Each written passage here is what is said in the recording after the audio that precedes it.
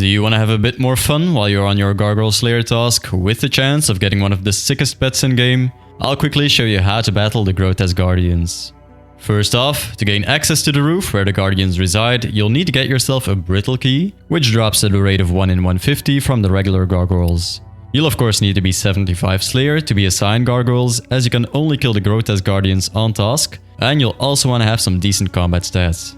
I recommend 70 attack, strength and defense for some decent melee damage and tankiness, and 75 range so you can use the blowpipe.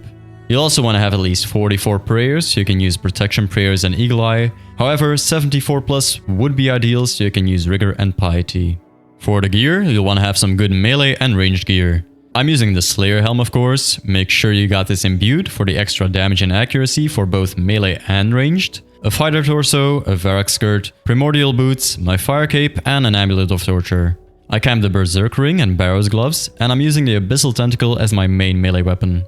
If you got some more cash to spend, of course deck yourself out with full bandos or torva, a scythe, an infernal cape and whatnot. For my ranged switch, I bring the blowpipe, my Ava's assembler, a Carol's leather top and my necklace of anguish. If you want fewer switches, you can just camp the assembler, a Carol's top and a fury for both styles and you'll do just fine. If you can manage extra switches however, bringing leg and glove switches would be ideal, but I like doing my GG tasks at a more relaxed pace. If you don't have the toxic blowpipe yet, swap this out for a rune or dragon crossbow. I also bring a switch to a pair of D claws to spec out Dusk with, but you can also just use the blowpipe specs which will give you some extra sustain. For the rest of the inventory, I bring a range and super combat potion and 7 super restores. You want to bring super restores instead of prayer potions so you can make use of the brew drops. Bring 11 sharks and a rune pouch with your teleport out and elks. But most importantly, don't forget your rock hammer or the rock throwing hammer. Once you get more comfortable at the boss, you'll probably want to replace a couple of these sharks for more super restores. The Grotesque Guardians are on top of the Slayer Tower roof. To get there, you can teleport to Canifis with a Carol teleport, or to the Self Graveyard with a Self Graveyard teleport tab, and run to the tower. In which case, you'll want to have a sip of stamina so you can have some spare run energy for the fight. Or the best way of getting there, if you have unlocked Slayer rings, you can teleport right to the entrance with your Slayer ring. Speaking of unlocks, having the Gargoyle Smasher perk unlocked makes this grind feel a lot better. From the entrance, run a bit north and climb up the rope, which requires 61 agility, walk past the Aberrant Spectres. If you don't have the Slayer helm, you'll want to wear a nose peg here so your stats don't get drained. Climb up the stairs and you've made it to the entrance. Here you can also find a chest where you can collect your items from if you were to die by paying 50k. To start the fight, I drop a shark, get in my ranged gear and ring the bell. You'll unlock this quick start option after your 5th kill. Once you've rung the bell, both Dusk and Dawn will spawn.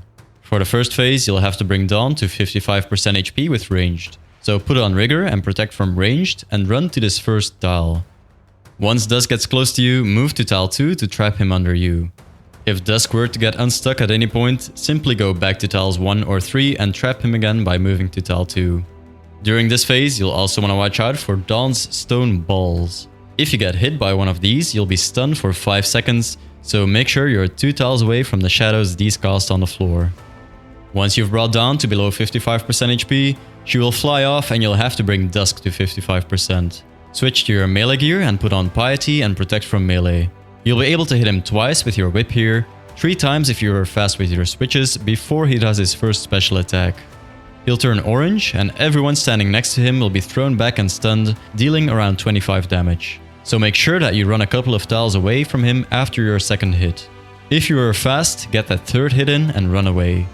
From here on out, just whip him down to 55% HP. You'll just want to keep an eye out for the rocks falling from the ceiling.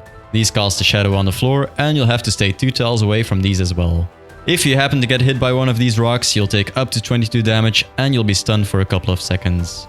If this phase takes a particularly long time, Dusk might turn orange again, which will signal his special attack. Just make sure you're not in melee range again. During this phase, you'll also want to avoid walking under Dusk or you'll get trampled for up to 40 damage. When you get Dusk to 55% HP, Dawn will re-enter the battlefield and they will cast some lights on the floor. They will always cast a light under your current location. These lights come in 2 waves very close to each other, so just make sure that after dodging the first set of lights, you don't get hit by the second round. You'll have to stay 2 tiles away from these or you'll be taking damage every tick. Switch back to your range gear and hover over Dawn to see when she becomes targetable.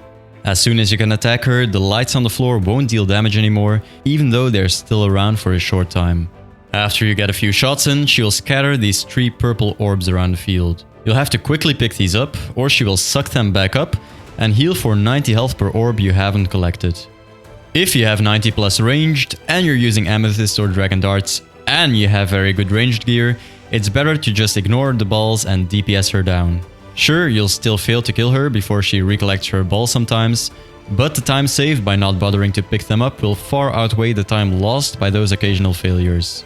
If you're using the blowpipe as your spec weapon, this is where you'll want to use your specs. To take the least amount of damage in this phase, you'll want to stand right next to Dawn so she has a chance to hit you with melee, and pray protect from melee. Once Dawn is below 10 HP, use your rock hammer to finish her off. Now it's only Dusk left. Switch to your melee gear. He will throw you back and place you in a box of purple flames. After a short delay, everything inside the box will be damaged for over 50 damage. Luckily, there's always one tile to escape from, so just click outside of the box to escape it. Sometimes the box will be placed right next to the wall, with the escape square being right next to the wall as well. If this happens, you'll have to stand on that one escape tile to not take any damage. Then put on Piety and Protect from ranged and finish him off. This is where you want to use the Dragon Claw specs, as some of the damage in this phase is unavoidable.